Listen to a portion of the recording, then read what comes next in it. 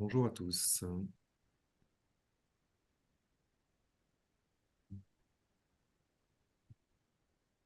Bonjour, bonjour. Merci d'être tous présents. Je propose d'aller au plus vite, du coup, à la découverte de l'AZRF.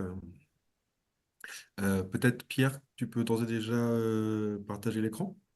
Oui. Euh,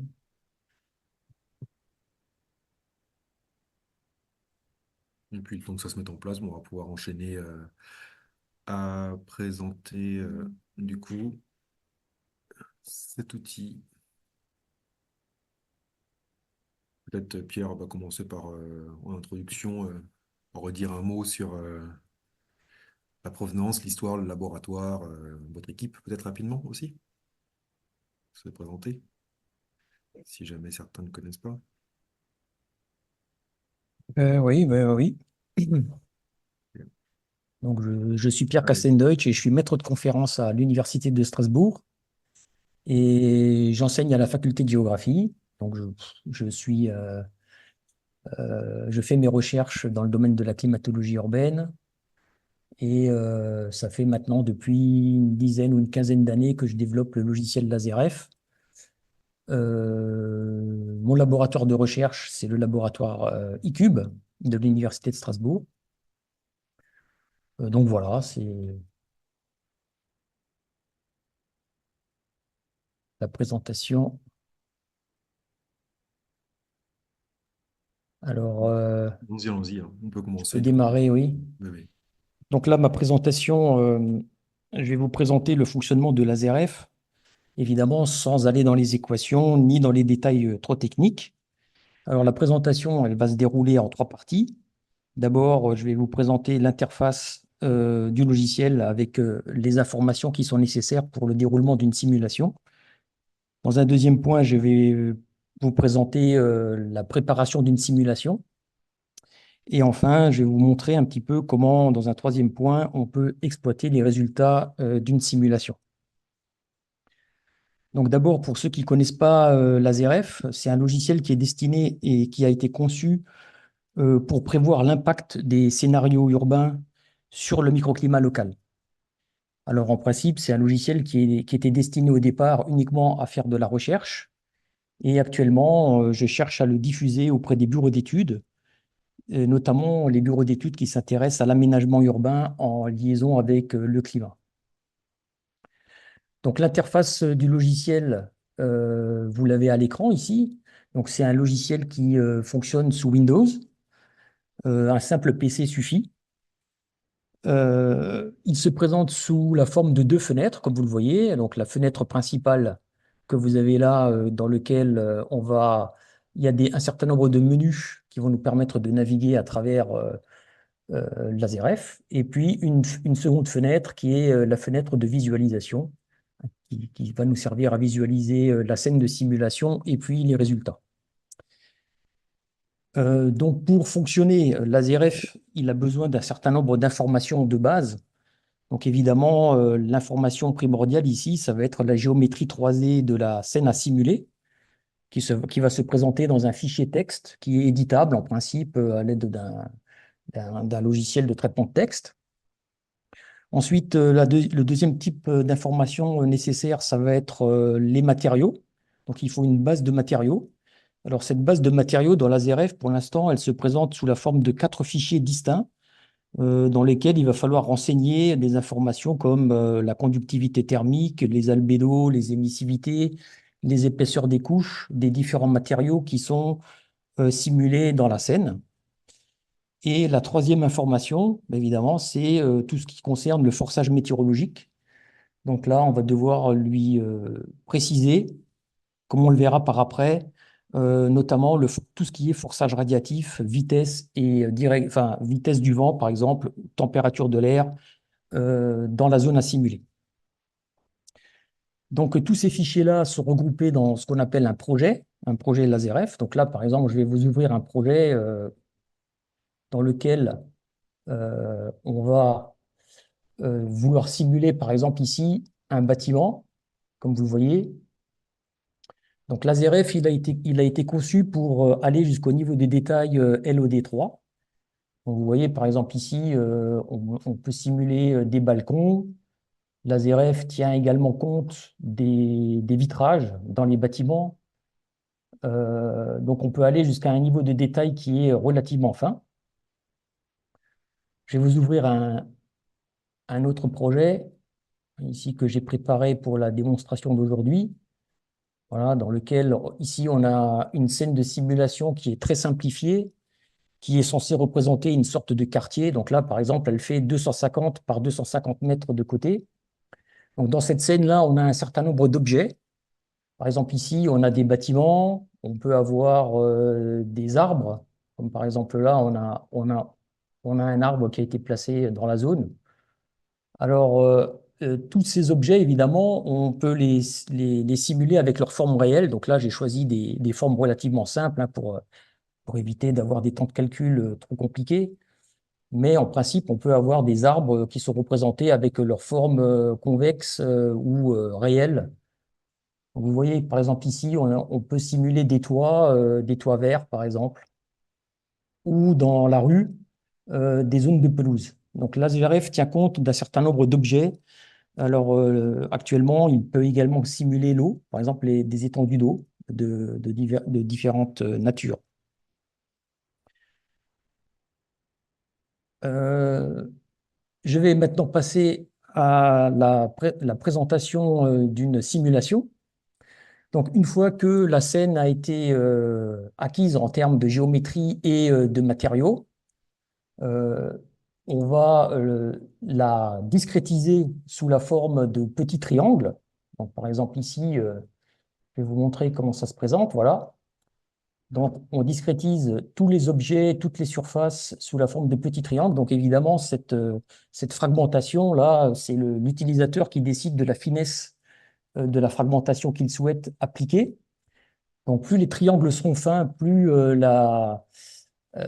on aura un niveau de détail élevé au niveau des résultats. Mais évidemment, plus les temps de calcul vont commencer à augmenter hein, au fur et à mesure de la fragmentation. Donc, cette fragmentation, une fois qu'elle a été effectuée, on a besoin, pour lancer la simulation, de préciser quelle va être évidemment la période de temps qu'on va simuler. Donc, par exemple, ici, je vais faire une simulation pour le 15 août 2002 hein, jusqu'au 16 août 2002 avec le pas de temps que l'utilisateur précise et l'intervalle de sauvegarde des fichiers qu'on souhaite enregistrer sur le disque. Donc, par exemple, là, je vais faire une simulation avec un pas de temps de 900 secondes. Donc, une fois que l'utilisateur a précisé toutes ces options hein, de simulation, il va pouvoir lancer la simulation en question. Donc là, la simulation, moi, je l'ai déjà réalisée. Hein, donc la simulation sur l'ASRF, elle a des temps de calcul assez raisonnables parce que l'ASRF n'est pas un logiciel qui simule en CFD. C'est un modèle thermoradiatif dans lequel tout ce qui est turbulence, vitesse du vent est paramétré hein, dans le modèle. Donc les temps de calcul, ça peut être de l'ordre de quelques minutes. Par exemple, pour cette scène de simulation ici, hein, c'est quelques minutes de simulation. Ça peut aller jusqu'à, pour les scènes très complexes, plusieurs heures, donc voire même une ou deux journées. Hein, donc là, tout va dépendre évidemment de la taille de la scène et du niveau de fragmentation qui a été demandé, mais aussi de la complexité des objets qu'on a introduites dans la zone. Donc, une fois que la simulation a été réalisée, donc les résultats ont été enregistrés sous le disque dur hein, dans un certain nombre de fichiers. Donc, on peut exploiter les résultats de la simulation. Donc ici, par exemple, je vais charger la simulation que j'ai réalisée.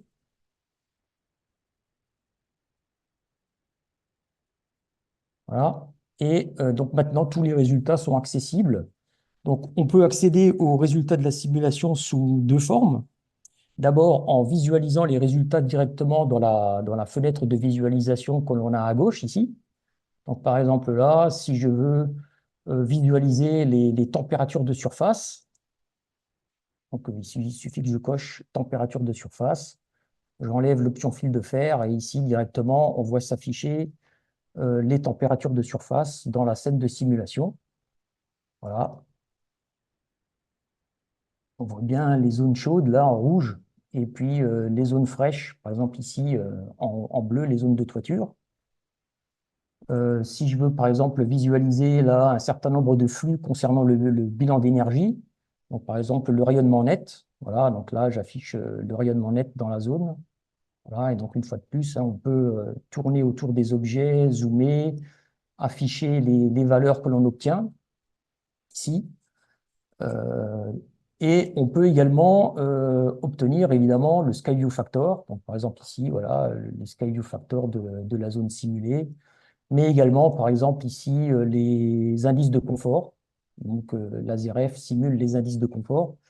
Alors, les indices de confort sont simulés soit pour le sol, comme vous le voyez ici, hein, soit pour un certain nombre de capteurs qu'on peut mettre en place dans la scène de simulation, mais pas sur les surfaces des bâtiments pour l'instant.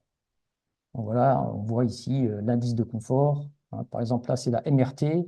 Et par exemple, ici, je peux afficher l'UTCI. Voilà. Ou par exemple, le PET. Donc, les indices de confort, en fait, leur configuration change peu, hein. Les valeurs obtenues conservent le même pattern, quel que soit l'indice de confort que l'on obtient quasiment dans la simulation. Donc, cette fenêtre de visualisation ici ne nous donne pas accès aux valeurs réelles obtenues pour l'ensemble de la scène. Donc ça, on peut y accéder dans un menu ici, de diagnostic, dans lequel, par exemple ici, on peut demander les résultats d'un des petits triangles que l'on a sélectionné dans la scène. Par exemple, là, je vais cliquer dans une zone. Et pour ce petit triangle que j'ai choisi, hein, je peux lui demander de m'afficher tous les résultats obtenus. Donc, par exemple, là, voilà, on a tous les résultats qui s'affichent pour le petit triangle que j'ai choisi dans la scène.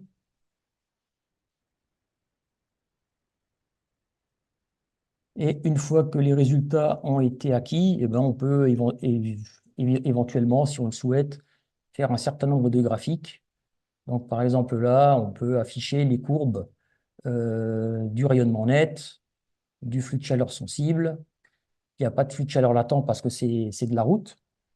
Le flux de chaleur dans le sol, par exemple. Voilà. Mais on peut également demander, par exemple, ici, les températures dans le sol. Donc là, les températures de surface à 5 cm de profondeur, à 17 cm ou à 69 cm de profondeur dans le sol. Donc ici, on a accès à tous les résultats, hein, pour le petit triangle, le petit fragment de triangle qu'on a choisi. Et ces résultats, si on le souhaite, eh ben, on peut les copier-coller dans Excel pour ensuite les traiter de manière un petit peu plus poussée. Donc voilà, ben pour la présentation de l'ASRF, moi j'ai terminé, hein. Donc je vous ai montré en grosso modo le grand principe de fonctionnement du logiciel.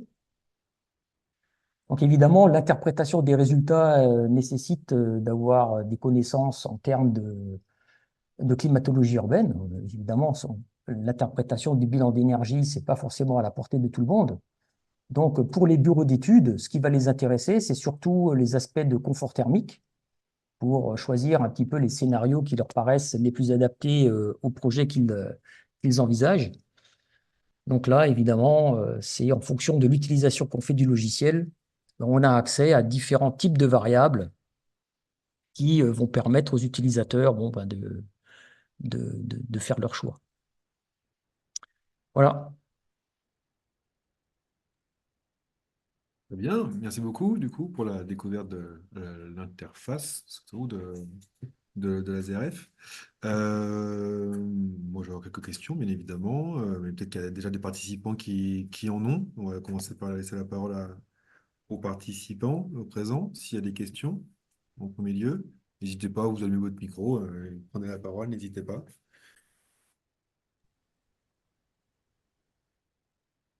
Benjamin, je pense qu'il y a on a levé la main, mais je ne veux pas couper la parole. C'est Vincent Dupuis qui a levé la main avant moi, donc je vais le laisser parler. Ouais, bonjour, merci pour la présentation, c'était super chouette. Euh, Moi, je me demandais en fait, parce que là, on voit que tu peux calculer les températures dans le sol. Qu'en est-il des températures de l'air dans ta zone simulée et des choses comme le vent, par exemple, parce que comme tu as des bâtiments, enfin, ça doit impacter un peu les écoulements d'air dans toutes ces zones-là. Donc, c'est des choses qui sont prises en compte, qu'on peut voir, voilà. Alors, euh, par exemple, ici, je vais afficher, voilà. Donc, dans la ZRF, quand on a une scène de simulation, la ZRF simule l'atmosphère sous la forme de mailles. Donc là, par exemple, on a une maille de simulation. Et dans cette maille de simulation, on, on ne fait pas de calcul de CFD. Donc, ça veut dire que pour cette maille-là, on a une seule valeur de vitesse de vent, une seule valeur de température de l'air, par exemple, ou d'humidité, qui est imposée à une hauteur donnée. Ça veut dire qu'ici, il n'y a pas de variation horizontale de la variable, mais par contre, la variable, elle peut varier selon la verticale. Oui, Donc, au sein de la canopée urbaine, on peut obtenir la valeur de la température à n'importe quelle hauteur. Moi, par exemple, quand je sors les résultats, je sors systématiquement la température de l'air à mi-hauteur du canyon ou à mi-hauteur des bâtiments. Et c'est cette variable de température-là qui est fournie à l'utilisateur final. Alors, cette valeur-là, elle est obtenue à partir du forçage qui a été imposé au-dessus du niveau des toits. Donc, par exemple, à chaque pas de temps, on va fournir au logiciel la vitesse du vent, la température de l'air ou le rayonnement au-dessus du niveau des toits. Et tout ça, c'est interpolé, c'est paramétré ensuite à l'intérieur de la maille. Et chaque maille est indépendante. Donc, par exemple, ici, si j'ai une scène de simulation qui est à cheval sur plusieurs mailles, chaque maille va avoir sa propre vitesse de forçage de l'air, par exemple, du vent, et les vitesses de vent vont être différentes d'une maille à l'autre. Je ne sais pas si j'ai répondu à ta question. Euh, si, mais du coup, en fait, si on veut avoir un peu plus de résolution, il faut prendre des mailles plus fines, quoi, j'imagine. Et du coup, Alors, calcul plus long, quoi. c'est-à-dire que oui, si tu veux avoir des informations sur la température de l'air dans une zone avec une variabilité spatiale, effectivement, la taille des mailles va jouer. Par exemple, ici, j'ai pris un réseau de mailles de 250 mètres. Mais après, si tu prends des mailles beaucoup trop fines, ça n'a plus aucun sens, hein, parce que Oui, oui, si tu prends des mailles de 50 mètres alors que tu as des bâtiments de 100 mètres de long, oui, bien sûr, bien sûr. voilà. Donc, il y a un compromis à faire entre la taille des objets que tu as dans une zone et la taille des mailles que tu vas utiliser pour simuler la zone. Ok, merci beaucoup. Lucie, du coup, peut-être, pour la question? Je ne sais pas si c'était Lucie ou si c'était Oline. Ah, désolé. C'est moi Bah, qui ai parlé tout à l'heure, c'est pas grave. toutes mes Euh, excuses, j'ai confondu avec Lucie, mais c'est pas ouais, non, non, grave. mais pas de souci. Non, moi j'avais une question sur les arbres en fait. Je me demandais, je connais pas bien hein, le modèle de végétation dans la ZRF, je connais pas du tout, donc mes questions sont très naïves. Mais du coup, l'arbre a un effet, un impact sur quoi? Sur l'ombrage, va créer de l'ombrage et la partie évaporation, évapotranspiration, pardon, elle est prise en compte aussi au niveau des arbres. Enfin, ça fonctionne comment du coup?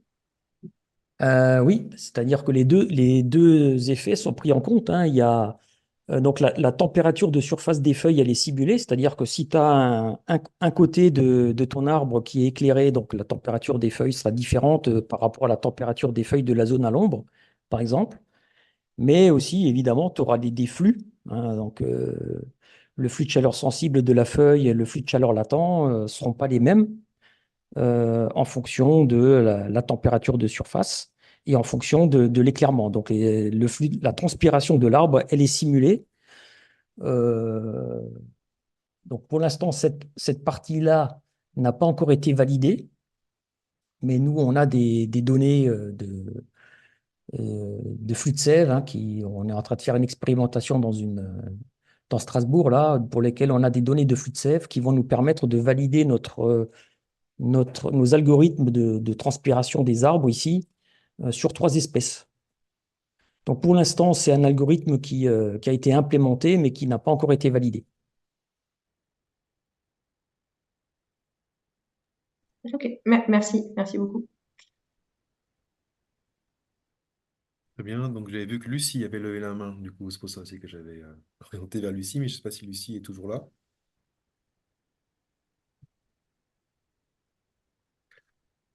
Peut-être pas. Moi, j'avais une question, mais si entre-temps il y a d'autres personnes, il ne faudra pas hésiter. Tout d'abord, Pierre, tu as parlé d'une intention là, de diffusion de l'outil. Sous quelle forme ça se fait, ça s'envisage? Est-ce que c'est sous forme d'une licence? Concrètement, comment ça se passe? Comment vous envisagez les choses? Alors oui, pour l'instant, c'est pas encore très au point, hein, donc on y réfléchit. Bon, ça sera certainement la signature d'une licence, hein, pour un usage gratuit, hein, voilà, un usage non commercial en tout cas, des résultats et des simulations. Donc pour l'instant, il y a. Il y a deux choses différentes entre le fait de payer pour avoir l'outil et d'en faire un usage de l'outil commercial. C'est-à-dire que là, ce que tu nous dis, c'est qu'en fait, l'outil Sera gratuit. sera gratuit pour les bureaux d'études, mais qui pourront en faire un usage commercial. Ils ne pourront pas en faire un usage commercial, Ah, d'accord, ok, très bien. pour un usage non commercial. D'accord, Voilà. ok, ok. Très bien. Sinon, j'avais d'autres questions très pratiques en premier lieu sur comment est-ce que vous faites pour créer la maquette, du coup, parce que là, tu as chargé des projets directement que tu avais préparés. Comment ça se fait? Est-ce que c'est chronophage? Est-ce que ça se fait à partir de fichiers existants? C'est toujours un gros sujet pour tous les outils de simulation, mais en général, hein, que la création de maquettes. Et qu'est-ce qu'il en est chez vous? Oui, bah, effectivement. Alors là, toutes les personnes qui veulent simuler avec des logiciels qui tiennent compte de la forme 3D de la ville ont exactement le même problème, et c'est la partie qui pose le plus de problèmes dans la simulation, en fait. C'est la conception de la scène de simulation. Alors nous, on a la chance dans notre équipe, là, pour l'instant, de travailler avec des topographes qui sont très à l'aise avec la manipulation de la géométrie 3D, de l'acquisition de la géométrie à partir de scanners laser terrestres. Donc, soit on utilise des bases de données qui sont déjà toutes faites, parce que maintenant, par exemple, beaucoup de villes, beaucoup de services SIG des villes possèdent la géométrie 3D. Par exemple, l'Eurométropole de Strasbourg possède une maquette 3D de la ville de Strasbourg, évidemment simplifiée en LOD1, mais beaucoup de villes actuellement s'équipent de ce genre de maquette 3D. Donc, soit on peut récupérer ces informations-là et on peut les adapter directement dans la ZRF, hein, c'est pas très compliqué. Soit, si vous travaillez sur des zones qui n'ont pas la chance d'avoir des maquettes 3D déjà préétablies, effectivement, bah, il faut concevoir tout ça euh, entièrement. Et là, c'est un gros boulot, effectivement. Donc, nous, les topographes avec lesquels on travaille sont capables de réaliser des maquettes 3D là, à partir de scanners, hein, dans des zones dans lesquelles on n'a pas d'informations, par exemple. Mais concrètement, quand le jour où il y a une maquette 3D que la ville peut fournir, enfin, nous, ce qu'on constate, hein, c'est que dans tous les cas, les données, il y a des contraintes sur la qualité de la donnée, en tout cas pour nos outils de notre côté, qui font que c'est toujours un peu compliqué de réutiliser tel quel. Et typiquement, entre les besoins pour la simulation thermodynamique, pour la STD pour le bâtiment, entre les besoins pour nous, ce qu'on fait à l'échelle de quartier, ou pour d'autres qui font des simulations, par exemple, je sais pas, de problématiques de bruit en ville, ou même encore d'autres simulations, je sais pas. À chaque fois, les besoins sont spécifiques et des fois, il peut Mhm. y avoir des différences.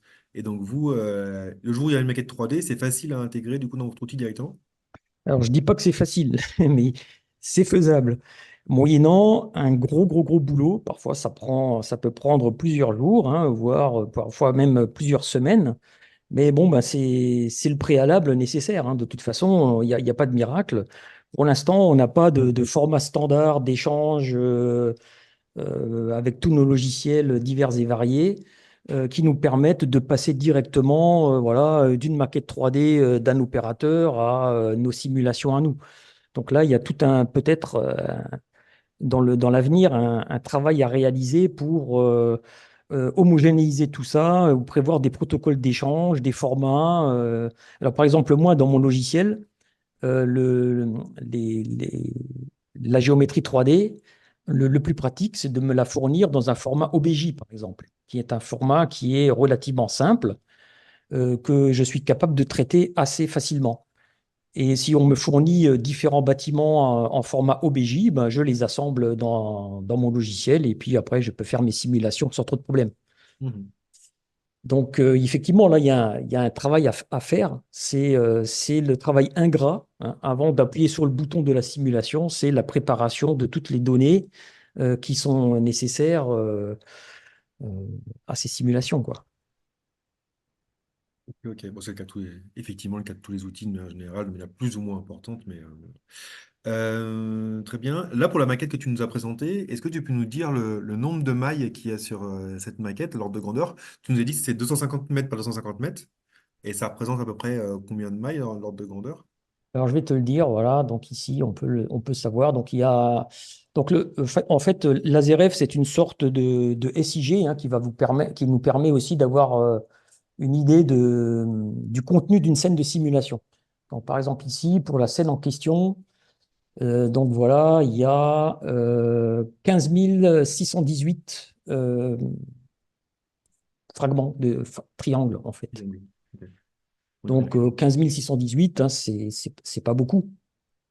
Donc, j'ai choisi une fragmentation relativement grossière parce que je voulais pas que les temps de calcul soient trop importants ici.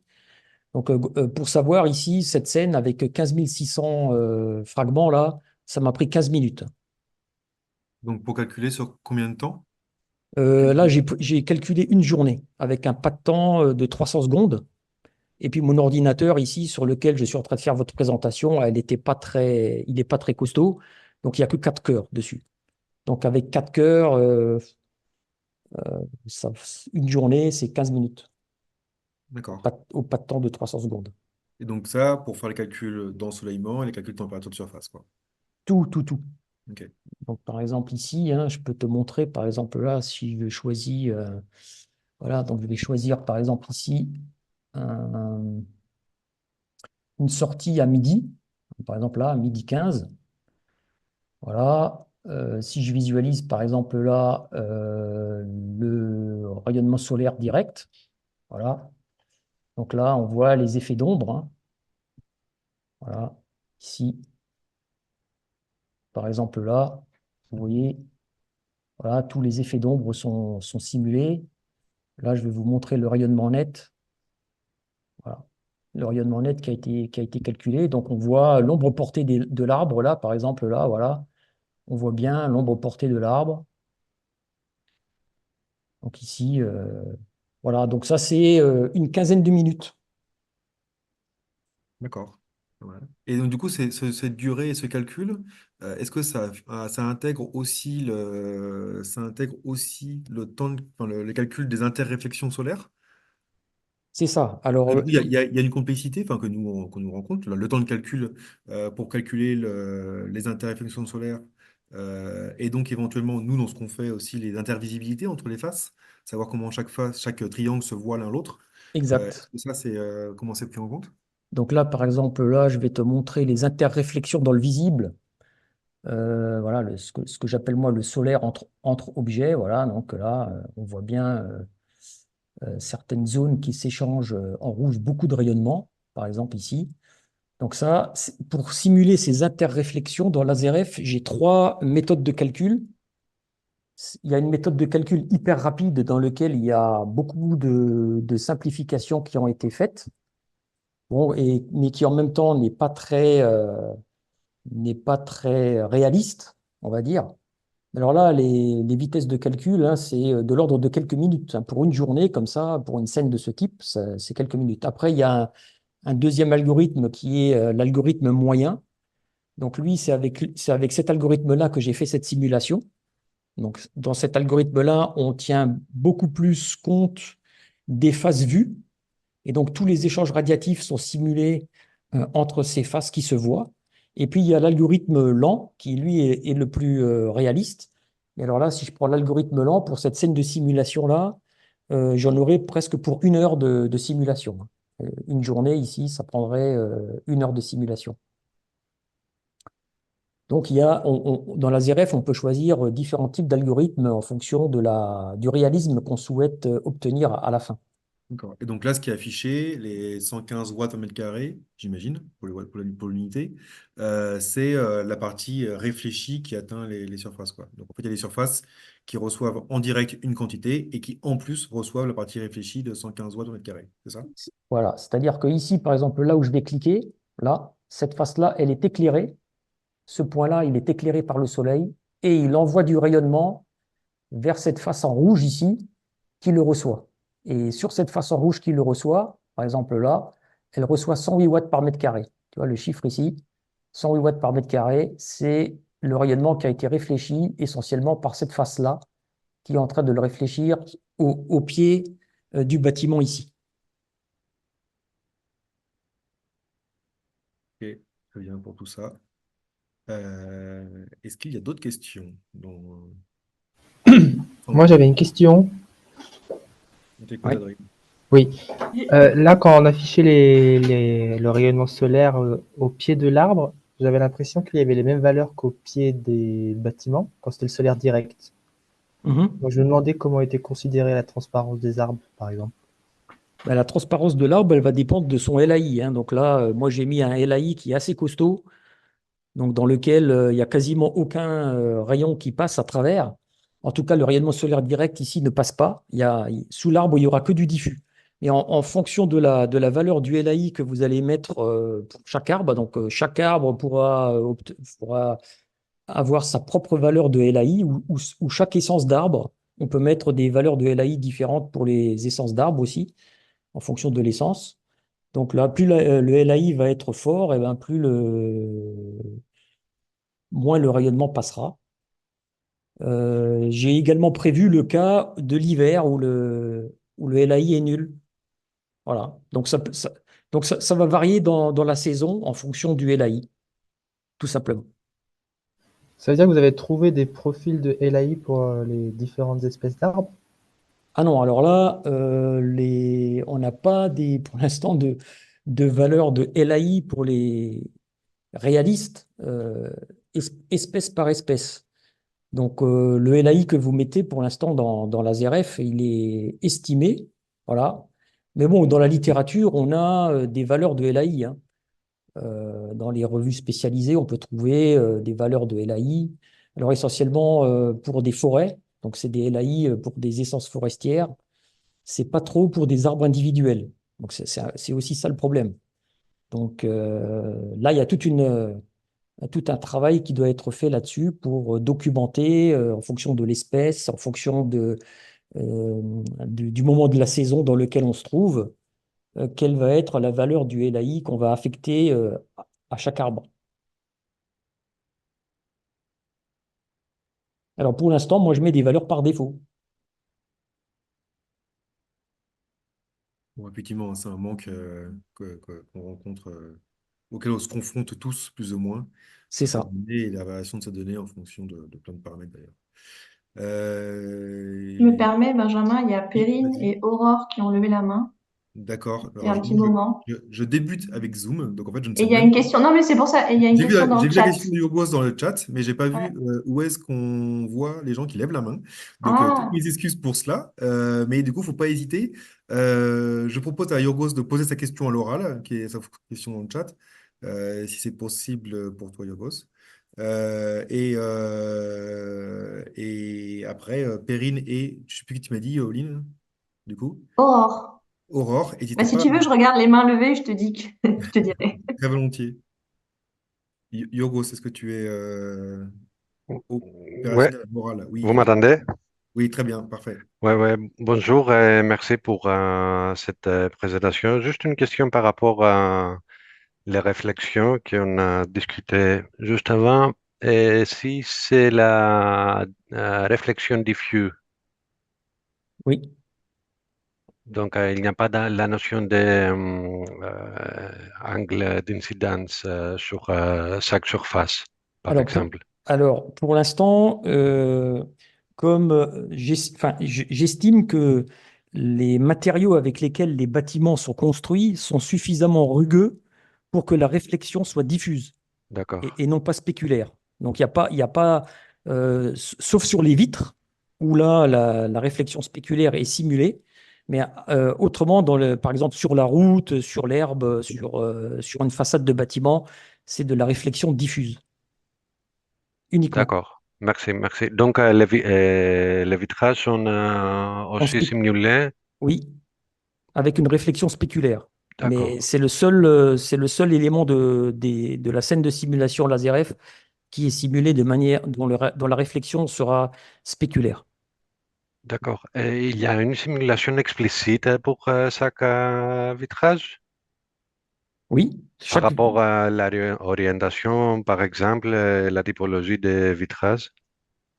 oui, c'est-à-dire que la vitre, en fonction de sa position sur le bâtiment par rapport au soleil, la Ok. réflexion va être différente, oui, d'une face d'un Ouais. bâtiment à l'autre, d'une vitre à l'autre, oui. Donc, c'est une surface comme tous les autres, c'est une surface maillée comme Oui, tous les autres sur la scène. OK. c'est ça. Merci. Merci. Avec un effet de transparence, puisque le rayonnement pénètre dans le bâtiment. Mhm. Donc, ça veut dire que ce rayonnement qui pénètre dans le bâtiment va chauffer le bâtiment de l'intérieur. Donc, cette chaleur-là va contribuer à chauffer le bâtiment de l'intérieur. Euh, oui, c'est ça. Et avec une petite réflexion qui est spéculaire en fonction de l'angle d'incidence du rayon du soleil par rapport à la vitre. Parfait. Et une question encore, si je peux, parce que j'ai perdu un petit peu le début de la présentation. Donc, l'environnement intérieur, c'est aussi simulé. Alors, il est pas simulé de manière explicite, mais il est implicite, c'est-à-dire qu'il y a une paramétrisation du nombre d'étages qu'il y a à l'intérieur de chaque bâtiment. Il y a, en fonction de la hauteur du bâtiment, on estime qu'il y a un certain nombre d'étages qui existent. Et en fonction de la superficie totale au sol du bâtiment, on peut estimer le nombre de pièces qu'il y a par étage en sachant qu'une pièce peut faire entre 13 et 20 mètres carrés, par exemple, de superficie en moyenne. Un bureau, par exemple, hein, ça fait à peu près 12-13 mètres carrés. Donc, en faisant des hypothèses sur la taille de chaque pièce, en faisant des hypothèses sur la hauteur de chaque étage, on peut avoir une idée, en fait, du nombre de cloisons, du nombre de planchers qu'il y a à l'intérieur de chaque bâtiment. Et donc, tout ça, ça contribue à l'inertie thermique du bâtiment. Donc, on a une idée de la masse de béton qu'il faut pour construire les planchers, pour construire les cloisons. Et donc, cette masse-là, il faudra la chauffer, évidemment. Et donc, ça va contribuer à l'inertie thermique du bâtiment. Donc, on peut simuler des bâtiments occupés ou inoccupés, des bâtiments commerciaux ou des bâtiments d'habitation, par exemple, etc. Et donc, la température à l'intérieur est imposée sur consigne de température ou même on peut avoir une simulation de régime libre. Alors, on peut avoir une simulation au régime libre, c'est-à-dire que quand on n'est pas en période de chauffe comme en hiver ou quand on n'est pas en période de climatisation comme en été, la température de chaque étage évolue de manière autonome D'accord. en fonction des échanges qui se font entre l'intérieur et l'extérieur du bâtiment, en fonction du rayonnement qui pénètre par les vitres, etc. Mhm. Donc, mais tout ça, c'est assez grossier hein, quand même. Donc, tout ça, c'est paramétré. On va estimer une température de l'air étage par étage, une humidité pour chaque étage, ce qui va nous permettre de calculer le confort thermique à À l'intérieur. l'intérieur, ok, Exact. ça marche. Merci, merci beaucoup. J'ai donc trouvé et vu où est-ce qu'on voit les mains levées, donc ça va faciliter les choses. Perrine, si tu souhaites prendre la parole du coup. Bonjour, merci déjà pour la présentation.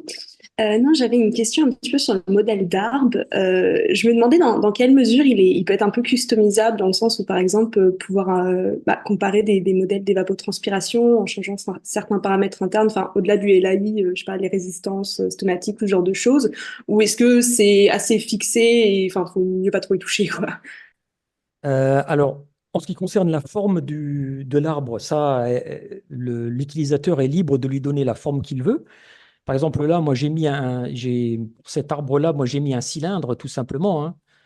Euh, mais par exemple, si vous arrivez à scanner un arbre et que vous avez la chance d'obtenir sa forme réelle, bon, vous pouvez l'introduire avec sa forme réelle dans l'ASRF. Donc, nos doctorants avec lesquels on travaille et qui simulent avec l'ASRF, qui sont des ingénieurs topographes, eux, ils ont la forme réelle des arbres dans leur scène de simulation.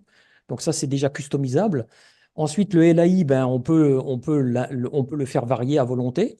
Donc, si on a des valeurs réelles du LAI, bon, ben, on peut les introduire ou alors on peut les faire varier pour faire des tests de sensibilité, par exemple.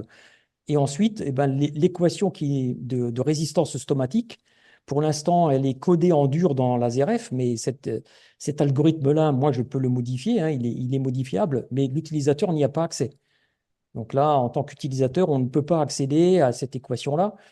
Par contre, moi, je peux la faire varier, mais pour l'instant, ces équations-là, hein, enfin, disons, la variable enfin, la résistance stomatique dans les modèles, c'est l'une des inconnues, hein. C'est, comment dire, en termes de recherche, c'est l'une des variables sur lesquelles on a beaucoup de questions. Ouais, Est-ce qu'en fonction des espèces, on a cette résistance stomatique qui varie beaucoup ou pas?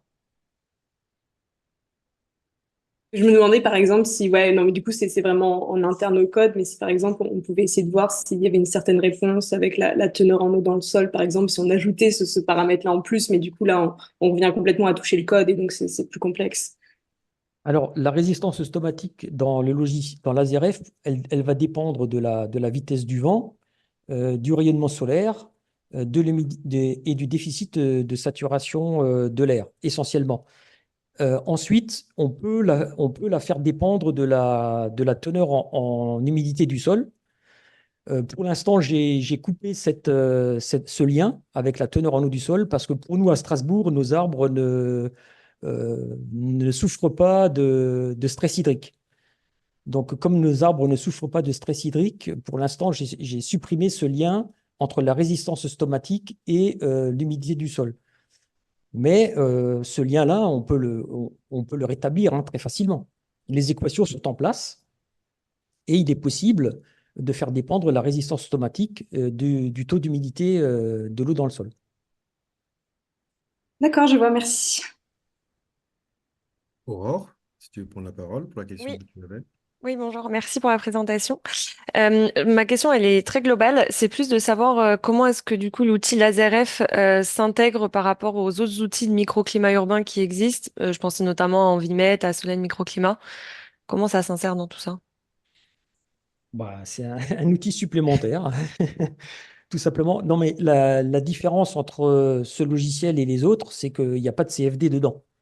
Oui, Donc, par exemple, si avec Envimet, quand vous faites une simulation avec Envimet, vous allez obtenir des températures de l'air qui peuvent varier à proximité d'un mur, par exemple, éclairé par rapport à une façade qui ne l'est pas. Donc, lui, il est apte à faire ça. Par contre, l'ASRF, il est incapable de faire ça. Mais nous, dans notre équipe, on a déjà utilisé Envimet. Donc, quand vous faites une simulation avec Envimet, pour une journée de simulation, ça va vous mettre 24 heures, 48 heures, voire 72 heures. Alors qu'avec l'ASRF, pour la même journée, ben, vous allez mettre quelques minutes. Donc, les outils sont complémentaires, sont différents et ne simulent pas la même chose ni de la même façon. Donc, est-ce que les variations de la température de l'air dans une rue sont suffisamment importantes pour nécessiter des temps de calcul importants? Donc c'est ça la question. Moi, j'ai choisi de dire que dans ma rue, la température de l'air ne varie que très peu et je peux faire une estimation que voilà, elle est à peu près la même partout. Je fais une petite erreur sur l'estimation de la température de l'air, mais je gagne beaucoup en temps de calcul. Vous voyez, D'accord. ça c'est l'hypothèse qui est faite. Ok, très bien. Merci. Vincent, tu avais une nouvelle question? Oui, je me posais la question en fait, enfin, par rapport à ma question de tout à l'heure, et puis ce qui vient d'être dit là sur l'homogénéité de la température à l'échelle de la rue. Donc j'imagine que ce genre de modélisation, donc ça prévoit assez bien les températures des surfaces sur des zones comme ça bien paramétrées. Comment vous l'avez validé ça? Vous avez utilisé des températures de surface satellitaires, par exemple, en haute résolution, ou comment ça Euh, se compare en fait oui. aux OPS? Donc nous, l'AZEREF, il a commencé à être développé il y a une quinzaine d'années. On avait déjà fait une première campagne de mesures à l'époque pour valider tous les algorithmes radiatifs. Donc les algorithmes radiatifs ont été tous validés et comparés par rapport à des mesures faites sur le terrain dans un canyon réel dans une rue de Strasbourg. Donc on avait installé à différents niveaux dans une rue des bilans-mètres, des radiomètres, des radiomètres infrarouges dans le visible, dans l'infrarouge, à l'horizontale, à la verticale, parallèlement par rapport aux façades, etc. Donc tous ces algorithmes-là ont été validés à l'époque. Ensuite, on a eu une deuxième campagne de mesure dans un jardin, dans le jardin de l'université, dans lequel on a validé les températures de surface du macadam, de l'herbe. On a commencé également à travailler sur les flux de transpiration des arbres. On avait déjà à l'époque des flux de sève sur des tilleuls. Donc, on a commencé à comparer les résultats de l'AZEREF de transpiration par rapport à des tilleuls. On avait également des caméras qui mesuraient les températures de surface des feuilles et puis des anémomètres soniques qui nous donnaient le flux de chaleur sensible et le flux de chaleur latent à 15 mètres au-dessus du niveau des arbres. Donc là, on a des validations de flux de chaleur pour ce parc. Et puis, cette année, ou l'année dernière plutôt, on avait une campagne de mesure dans le cadre d'un projet ANR dans lequel on a fait des mesures dans une rue de Strasbourg sur 3 espèces d'arbres. Donc également avec des caméras thermiques, des flux de sève, etc. Donc des bilans mètres et tout. Donc on a tout ce qu'il nous faut pour valider nos simulations en fait, grâce à ce projet et à cette campagne de mesure. Donc là, on a un doctorant qui travaille dessus actuellement. Ok, mais alors, non, mais je comprends et j'avais bien imaginé, mais du coup, c'est de la validation quand même hyper locale, presque enfin, très ponctuelle. Moi, je me posais une question beaucoup plus naïve. Je prends une image d'imagerie de température de surface en haute résolution. Donc, il y a différents produits satellitaires qui existent à l'échelle d'un grand quartier ou d'une petite ville, comment ça se compare en fait à ce que vous pouvez simuler? Et Ah si ben je comprends bien, vous l'avez fait de façon très ponctuelle, mais à l'échelle enfin, on va dire, du kilométrique, on va dire peut-être, ça, enfin, vous avez regardé ça? ah non, pour l'instant, ça n'a jamais été fait. Donc on n'a Parce que jamais. maintenant, tu vois, enfin, Modis, par exemple, donne des températures de surface à l'échelle kilométrique, mais il y a des produits, des produits qui permettent de descendre plus bas. Mhm. Euh, bon, Non, il y mais a l'Landsat, mais c'est intéressant comme question, mais ça n'a jamais été fait. ouais, On n'a pas fait ce genre de comparaison. bah, je serais Par curieux. rapport à par rapport à des données acquises par vol aérien ou par Ouais, télédétection. non, je pensais plutôt, enfin oui, mais alors ça, c'est plutôt, ça existe, mais c'est un peu coûteux. Alors que l'imagerie satellite, là, ça a l'avantage de peu coûter, ce qui est enfin, voilà, ce qui peut jouer. Bon, Euh, après, il faut se méfier hein, de ce genre de comparaison parce que les températures de surface qui sont reconstituées par télédétection, ça pose des oui, problèmes concernant oui, les émissivités des oui, matériaux. oui, Voilà. absolument, Euh, absolument, bien, absolument. Enfin, donc là, on rentre dans des difficultés mais différentes. Ça donne envie de regarder un peu quand même, mais oui, bien sûr, il faut faire ça, enfin, pas de façon trop naïve quand même. J'avais juste une dernière question, parce qu'après je dois vous laisser malheureusement. Pour les chercheurs qui voudraient utiliser l'ASRF, parce que moi ça a l'air assez sympa, j'aimerais bien jouer avec. Comment on fait en pratique? Ah ben, alors pour l'instant, il y a très peu d'équipes qui l'utilisent, hein, donc il est essentiellement utilisé dans notre équipe. Mais bon, c'est possible, hein, il suffit de me contacter et puis je fournis l'exécutable. Bon, après, évidemment, il y a toute une partie prise en main, hein, Oui, parce que c'est pas, ça peut pas s'utiliser comme ça du jour au lendemain, et notamment tout ce qui concerne l'aspect dont on a parlé tout à l'heure, hein, la mise en place de la géométrie, etc. C'est quelque chose qui. Mais je peux fournir une version avec comment dire, des scènes tests et des données tests pour que l'utilisateur puisse se familiariser avec. ouais, ça c'est bien. Il y a beaucoup de, enfin, ça permet ouais, de vérifier. Ok, très Ça bien. pose aucun Merci. problème. Merci beaucoup. Adrien, tu avais une question? Oui, c'est Valentin qui a une question. Est-ce que vous avez déjà eu le temps de faire des études de sensibilité sur les caractéristiques des matériaux et leur impact sur les températures de surface au niveau de la scène?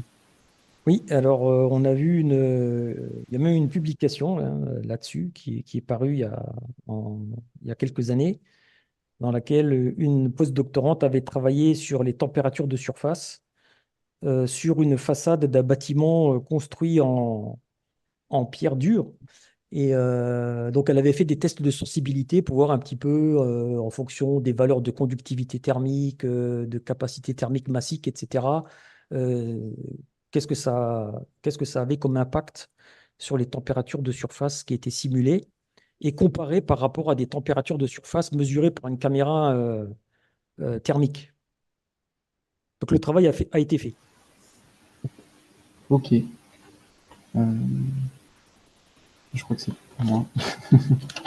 Et si on veut trouver ces études-là, c'est Alors, disponible. c'est un article de Roupioz, Roupioz.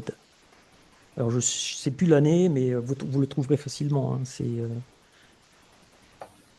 un article de Roupioz. Mais je peux vous donner la référence exacte, hein. Il suffit de m'envoyer un petit mail et puis je vous renvoie la référence. Ok, ça marche. Merci beaucoup. Pierre, moi Et j'avais une question. J'avais une j'ai question peut-être une sur. dernière Ah, question vas-y, maintenant vas-y, que vas-y, Valentin, désolé. vas-y. Euh, comment vous définissez tous ces paramètres-là? Ça peut être fait individuellement sur chaque bâtiment, sur chaque zone. Enfin, il y a aussi une interface sur votre logiciel qui permet de faire ça. Alors oui, bah pour l'instant, ça comment dire, c'est une partie qui est un petit peu compliquée, hein, Mhm. parce qu'en effet, chaque élément de façade, par exemple, peut avoir son propre matériau. Donc, D'accord. ce qui fait qu'on peut avoir une base des matériaux qui peut être parfois extrêmement longue. Par exemple, dans cette scène-là, hein, la base des matériaux est très simple parce que j'ai conçu toutes mes façades avec du béton, tout simplement. Tous les toits sont avec le même matériau, sauf celui en verre là-bas. Donc, en fonction de la complexité de votre scène de simulation et de la finesse avec laquelle vous avez acquis la géométrie, vous pouvez donner vraiment la nature de chaque matériau à chaque élément. Donc, si vous avez du bois, par exemple, dans certains endroits, etc., on peut l'attribuer. Donc là, ça commence à devenir très complexe, mais c'est faisable Ok. et c'est possible. Ok, ok. Très intéressant. Merci. Donc, moi j'avais une question sur la partie, vu qu'on parle beaucoup des températures de surface, là c'est l'enjeu essentiel. Comment fonctionne le modèle de conduction de la chaleur du coup dans les différentes surfaces? Quelle est sa discrétisation et puis quel est le type de modèle? Comment est sa résolution? Comment ça se passe concrètement? Alors, c'est un modèle de calcul dans lequel on va discrétiser le mur, hein, et le mur peut être comment dire, décomposé en plusieurs couches avec des matériaux dans lesquels les matériaux peuvent être différents. Hein, donc, on peut avoir une couche isolante ou une couche conductrice. Donc, les couches sont en contact étroit les unes avec les autres et chaque couche possède sa propre valeur de conductivité thermique. et de capacité thermique massique, sa propre épaisseur. Et donc après, ben, on a les équations qui vont nous permettre de calculer le flux de chaleur qui va passer d'une couche à l'autre en tenant compte de la résistance thermique de chacun des matériaux qu'on a introduits. Donc dans la ZRF, les murs sont multicouches. Le sol aussi, il est multicouche. On a dans le sol jusqu'à 2 mètres ou 3 mètres de profondeur. On peut concevoir différents niveaux, pour différentes épaisseurs de sol, par exemple. Et la résolution se fait avec des différences finies. Enfin, quelle est la manière de résoudre du coup, ces équations, justement? Et C'est- justement, la question qui était posée, c'était la discrétisation. Est-ce qu'il y a combien il y a de nœuds dans un mur, par exemple, ou dans le sol? On a vu les températures à différentes profondeurs dans le sol, là, Oui, tout à l'heure. oui, c'est Et ça. est-ce que tu peux nous préciser, du coup, la discrétisation selon les types de surface? Ben ça, c'est l'utilisateur qui décide, hein. C'est à lui de voir, voilà, est-ce qu'il veut avoir 15 nœuds de calcul ou 5 nœuds de calcul en fonction du nombre de couches qu'il veut introduire là-dedans. Donc, c'est lui qui décide, en fait, de la résolution avec laquelle il veut simuler son profil de température dans le mur. Donc, c'est lui qui va faire ça. Rien n'est imposé ici. Alors évidemment, si il simule que 3 nœuds dans un mur qui fait 1 mètre d'épaisseur, bon, voilà, c'est pas très réaliste. Donc ça, c'est à l'utilisateur de définir tout ça.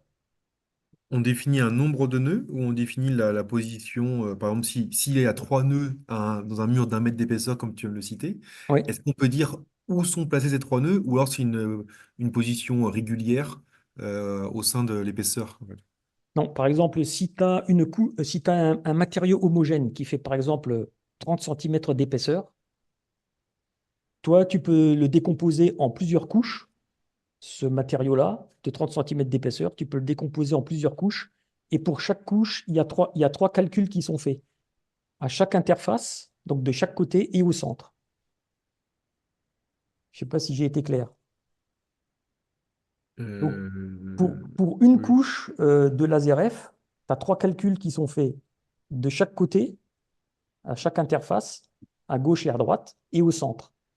Et donc, c'est à l'utilisateur de dire, voilà, je vais mettre, par exemple, 2 couches, et il aura 6 nœuds de calcul. S'il met 3 couches, il aura 9 nœuds de calcul.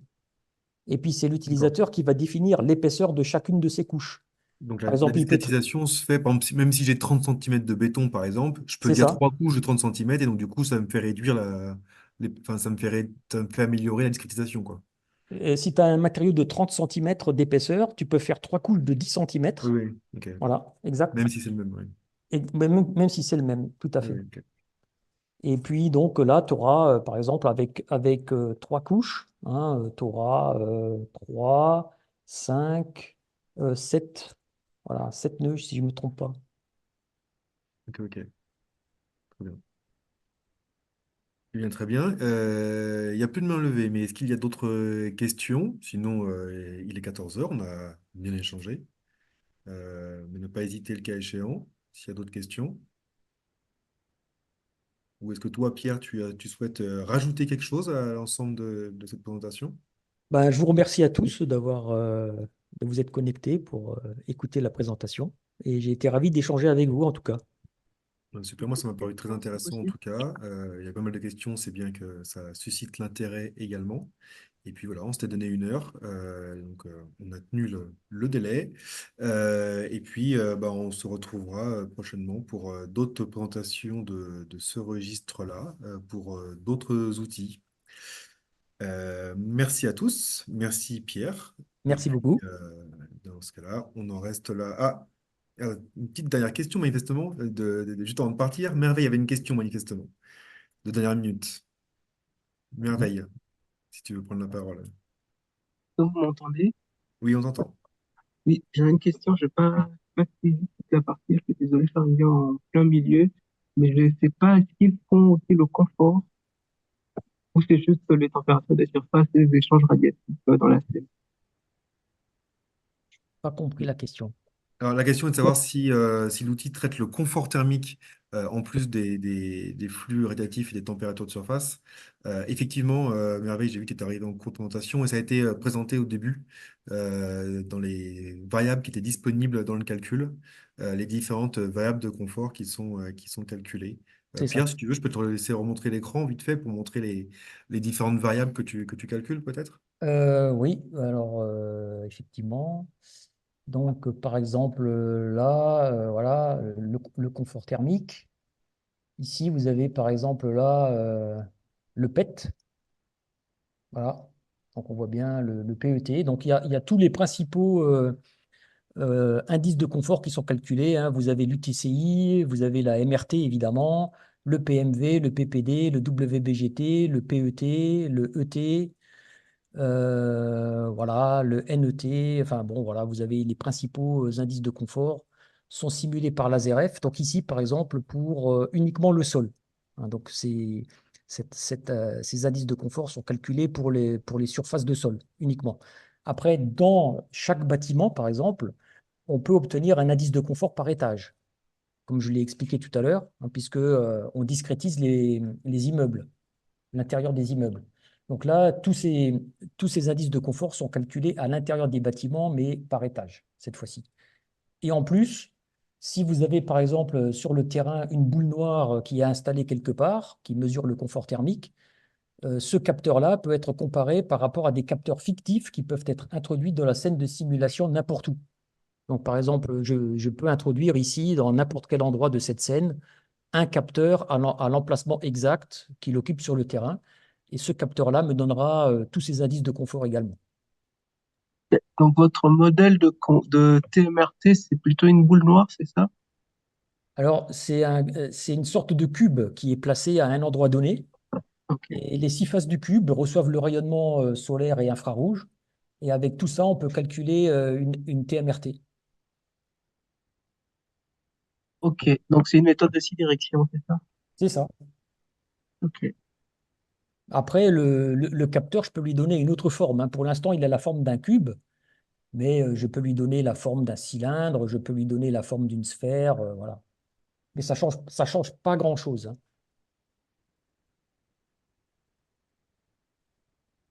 Très bien. Ok, parfait. Merci beaucoup. Merci beaucoup pour la dernière question et merci Pierre J'ai d'avoir. une dernière question très Ah, très générale. allons-y. C'est juste que je pense que, en tout cas, moi j'ai encore plein de questions et je me demandais s'il y avait une documentation générale ou si pour comprendre derrière tous les indicateurs qu'on peut voir, tout ça, il faut qu'on cherche toutes les publications qui ont été faites sur Laser F, où il y a un document assez général qui permet de tout expliquer. Bon, j'ai une petite doc, mais elle est pas bien développée en fait, parce que ça prend beaucoup de temps, hein, en plus de tout ce qu'on a déjà à faire à côté. Donc pour l'instant, la documentation, elle n'est pas très développée. On a publié quelques articles là-dessus, mais bon, c'est une partie sur laquelle il faudrait que je m'attelle dès que j'ai un peu de temps, quoi. C'est tout. Donc là, pour le moment, en fait, le seul moyen, c'est de repérer les différents articles qui sont sortis sur Laser pour voir un peu ce qui constitue tous les différents modèles de laser. Exactement. Ok, merci bien. Bien. Eh bien, à nouveau, Pierre, merci beaucoup. Merci. Bon après-midi à tous, bon week-end à suivre. Et puis, à bientôt pour une nouvelle présentation de ce registre. Merci à tous et au revoir.